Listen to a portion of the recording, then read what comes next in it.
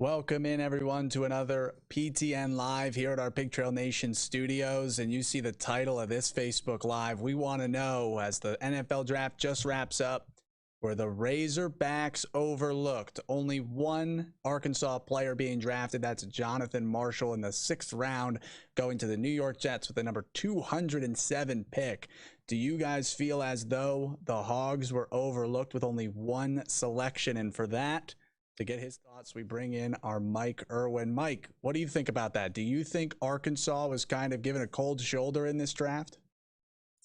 Not necessarily. I think what we're seeing is the effects of the last maybe 2 years under Brett Bielema and the 2 years under Chad Morris. The recruiting was in the tank. It wasn't good. And I think you get 4 years of that, you see the results of this. Rakeem Boyd should have come out a year ago. I know fans always want the guy to come back, and you have a new coaching staff come in, and Sam Pittman made the appeal to him, and he let emotion get the better of him. I really think if he'd come out a year ago, he would have been at least a mid-round pick. So he made a mistake, and he's paying for it a little bit. But on the other hand, he'll sign a free agent contract. He'll get his shot. Felipe Franks is the one guy I feel like he's better than the NFL has him rated. His analytics are all good, and we all saw what he could do. I think he made a huge difference in this program last year. He brought Arkansas, helped bring Arkansas back from the lowest point it's ever been at, as far as I'm concerned. And he was pretty remarkable in that respect. So, again, he will sign a contract. He'll get a shot. I like Brandon Allen, but if Brandon Allen can stick in the NFL for 4 or 5 years, certainly Felipe Franks will get his shot, and I think he will. But it's not a big deal to me. Looking ahead, this is going to pick up. It's going to be better. That's how you're going to measure the effects. One way you're going to measure the effects of the Sam Pittman era is hopefully it'll be reflected in more wins and losses, but I think you'll see in the future Arkansas draft for the NFL look a lot better than it did today. They keep their streak alive. Sam Pittman saying today 26 years in Arkansas Razorback has been drafted. Yeah, right.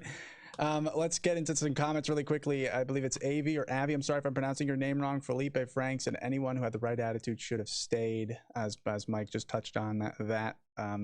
Brad said, wish Franks would have waited one more year. I think everyone's kind of saying that in the comments. Mike is saying, Franks, one more year. Franks, one more year. Gary, yes, Franks did not get drafted on the board, but as Mike mentioned, a lot of these guys are going to get picked up really quickly with free agency contracts, and those happen right now. I mean, all these NFL teams are going to work trying to call up their guys. Byron saying, was Marshall the only Hog drafted? Yes, Jonathan Marshall, the only Hog drafted to the New York Jets in the 6th round. Number 207 overall, the only Hog.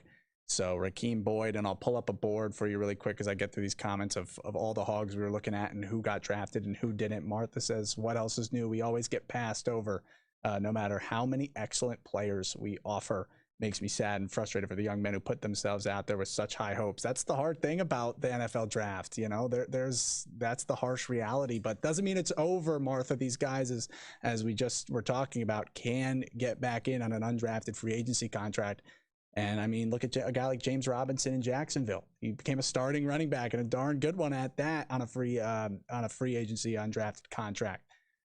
More Frank staying 1 year. Welcome in, Luke. Austin, who got drafted? It was Jonathan Marshall. Let's talk about Jonathan Marshall, Mike. To be the one Hog drafted, what does that mean for him to go to the New York Jets? Are you excited about that pick and that destination? He's probably better than that. I really like him. His pass rush is really good. They said he needs to get more ball recognition, I guess, coming off, realizing sack opportunities and coming off the snap a little better. And maybe a little quicker, to get into the backfield. But I thought he's a very good tackler. You didn't see him get into that backfield and swing and miss very often. I mean, when he took a beat on a guy, he took him down. So he probably should have been drafted higher.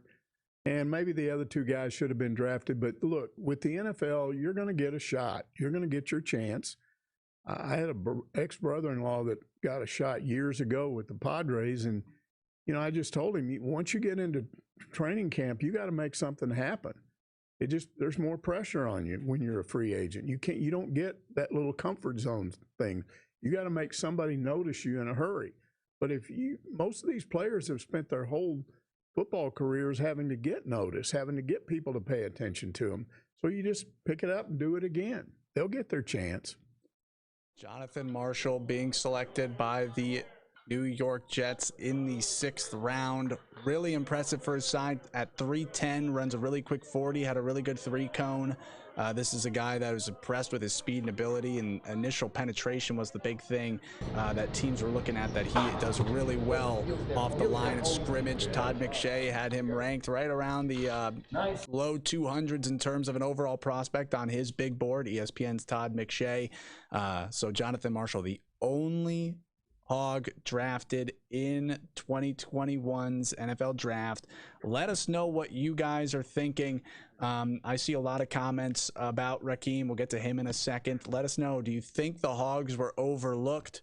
Was this a good draft? Are you happy where Jonathan Marshall landed? What are your thoughts? Let's actually pull up this little bullet list and run through the prospects of everyone we were looking at on our little big board for the Arkansas draft class, of course. So as we mentioned, Felipe Franks, undrafted. Jonathan Marshall going to the New York Jets with in the 6th round. Rakeem Boyd, Jerry Jacobs, Xavier Kelly, all undrafted, all looking to hope to earn a contract. And Mike, I know you kind of touched on it, but a lot of comments I'm seeing right here are saying these Felipe Franks should have stayed, Rakeem should have stayed. How hard is it for an athlete, though, to make that decision to come back or to go to the league? Well, I think those are two different situations, with Boyd and Franks. But Boyd's big mistake was not coming out this year. It was not coming out last year when he was hot. I guess if you're coming off an injury year and you don't have the numbers, maybe because of COVID, he could have come back and maybe had a better year this year. I think there was a lot of mystery surrounding him, which was how much did the injury affect him, and how much was it that he just got beat out? And we don't know. We'd have to be inside that team to know how much of it was. And then when he, opts out early at the end of the year, turns out they didn't have a bowl game, but when he opts out and I'm not going to play in the bowl, that might bring about some question marks. The bottom line is he now has to prove himself. And if he'd come back, he would have had to do the same thing. Maybe it would have been a smart move to come back. I don't think he thought he would drop this far, but you can't know. It's real easy to put yourself in his position and say, well, I'm smarter than that. I wouldn't have done that. Well, you can say that now. After it's all said and done, would you know that 3 months ago? So I'm not going to be critical of him in that respect. Yeah, hindsight's always 20/20, right? I mean, if he did stay, if he didn't stay, it's a totally different story. We would be talking about something totally different right now if it was. Felipe Franks, and you've been through the injury that he went through, to subject yourself to another year in the SEC against the most physical defenses in college football, with the chance of getting hurt again, why not just come out and give it your best shot now? So I'm not critical of him either for coming out when he did. Maybe if he'd come back, it would have worked out better for him, but we don't know that. And so fans get emotional and they talk about it from the standpoint of the team they care about. But at some point, these guys have to start thinking about themselves. I give Felipe Franks a lot of credit for coming to Arkansas, taking a chance with this program. And there's just no way to measure what he meant for the future of this program. He came here at the lowest point when Arkansas had 7 starting quarterbacks over a 2-year period where they'd had nothing but disaster at quarterback. And he came in and made himself stick at that position, and he quarterbacked under some limitations. The offensive line wasn't what it's going to be. It was improved a little bit this past year, but still not what it needs to be, and he had to deal with that. In spite of the fact that he had 2 really talented wide receivers, those guys didn't always get open. There was a reason why Kenny Guyton was brought in as the wide receivers coach this year. He was brought in with a mandate to get tougher on these wide receivers. There's too much lackness in that room. You've got to run more precise routes. You've got to get open quicker. The flashy long bomb touchdowns, to Traylon Burks and Mike Woods were nice, but let's try to get open quicker. Let's get some other guys involved. And Felipe Franks was the guy that had to deal with that. You know, he's the guy that had to drop back and quickly look, who's open, who's open. Oop, nobody's open. Offensive line's not blocking well, sack. And sacks always present the possibility of serious injury. So you can say what you want about what he should have done. You're not him. He took all of that into consideration. I thank him for giving Arkansas the 1 year, and I think years from now, people, if they're smart, will talk about how he helped start this program back on the right track. Now, I see, and I know you were talking about this before we actually got on air here, and Chris and Jennifer have mentioned the same person, Chad Morris. And Chris says, you got to look, it was a Chad Morris era. Jennifer's thinking, I think Chad Morris, Brett Bielema had a lot to do with it. Does that, you think, have anything to do with this draft? Is just the class that those guys brought in when you said it was kind of at its lowest points at times? Well, the first thing that happened to Brett Bielema is he lost some of his critical recruiters after year 3. And he did not step in and replace them with assistant coaches of the same ability. The Sam Pittman departure to Georgia just killed Arkansas's program. And for Brett Bielema not to realize that and to allow some of the things that happened that caused Sam Pittman to leave, we all know how much Sam Pittman loves the University of Arkansas. You think he made that decision easily? His wife was furious at him when he left here. She loved it here. But he knew he had to get out because the program was not being run well. And I think he was proven right. So the recruiting problem started the next year after that.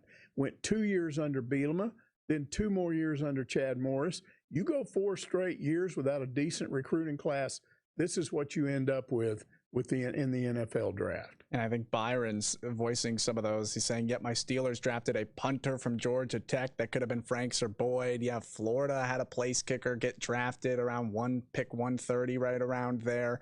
I know there's people saying, let's see, look at Boyd's whole college career, though, jumped around a lot. Some people gave him some bad advice. I wish him the best as an undrafted free agent. And Marjorie, excuse me, these people, and the one good thing about this isn't the end of the road. Just because you don't get taken in these drafts does not mean your career is just poof over and football's done. These guys have a lot more work to do. I'm sure a lot of them on the phone right now with some of those NFL teams looking to get free agent contracts signed. As let's just bring this back up, is Jonathan Marshall being the one for those just joining us. As Michael says, congrats to Jonathan Marshall. Yes, the one Hog drafted in 2021, going to the 6th round to the New York Jets.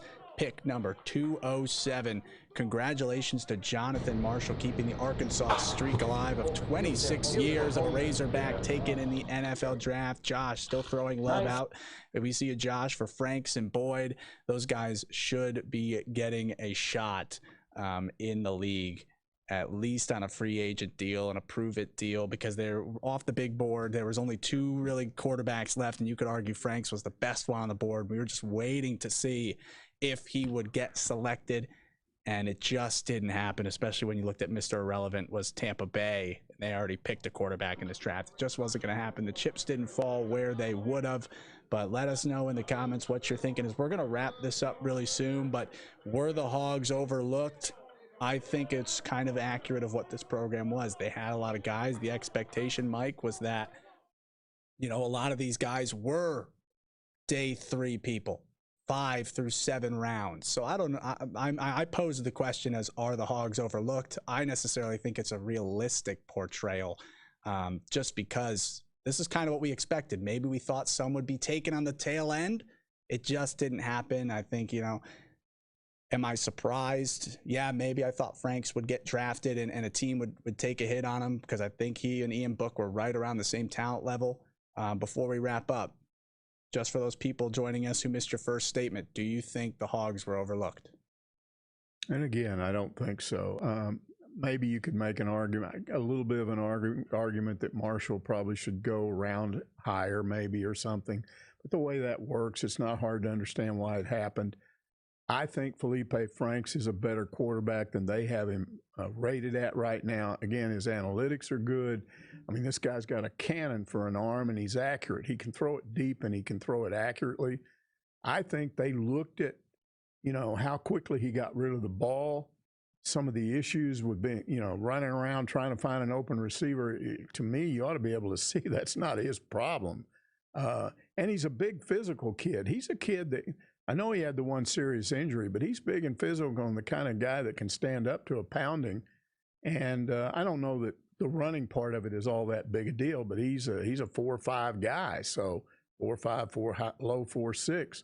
So he can run when he scrambles if he needs to go for 10 yards, and he's not stupid. We saw him as soon as he got his first down, he'd go to the ground. I think he's a smart player. I saw nothing but class from him when he came here.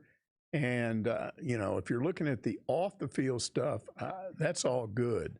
So, again, I think people sometimes get too hyped up with what doesn't happen in these late rounds. Once you get past the middle rounds, you're often better off being a free agent. You might get more than one offer. You can pick the best situation for you.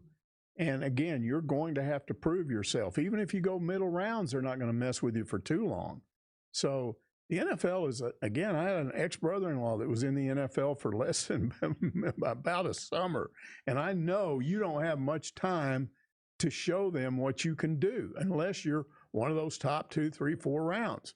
After that, they're not going to mess with you that much. So no matter what, you're going to have to prove yourself. I had a buddy in Montana win a Super Bowl with the Colts, and he always told me the NFL stands for not for long. It's a league where guys are in there for 2, 3 seasons on the average. So you got to make the most of your opportunity when you get it, because it's not a long career unless you're a Tom Brady or a Drew Brees or of some sort of caliber. But as we wrap up, our Mike Irwin, our senior analyst, as one Hog gets drafted, it's Jonathan Marshall on the New York Jets, the 6th round. Mike, thank you for joining us. Let's quickly push up to our Hogville app. If we get some signings later on, guys, we are going to let you know on Hogville. If Felipe Franks, Rakeem Boyd, Jacobs, Xavier, any of these guys get picked up, we are going to let you know in stories on our website, nwahomepage.com, or right on our hogville.net app. We will keep you all up to date on the NFL news with our hopeful pro Hogs, as Jonathan Marshall getting drafted to the Jets in the 6th round.